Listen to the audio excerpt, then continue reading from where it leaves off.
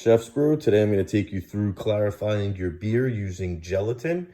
So pretty much you take 1 cup of room temperature water, about 68 degrees, and you add a teaspoon of your gelatin. So when you're adding the gelatin, you just want to let it drop on the top, like so. That's 1 teaspoon. And you don't want to stir it. You want to let it just sit there and bloom as if you were going to let your yeast sit and bloom. So it takes about 20 to 25 minutes to get what you're looking for, and we'll keep checking in to show you what you should expect when it's completely bloomed. All right, guys, so at this point we're doing a little bit of a time lapse, and you could see the gelatin dropping from the top all the way down, and it's starting to bloom.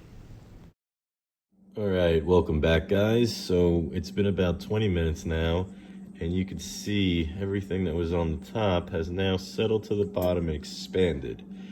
So what we're going to do next is we're going to take this and place the dish in for intervals of 15 seconds in the microwave. All right, guys, so that was, like I said, 15-second intervals, 5 times, stirring it after each one.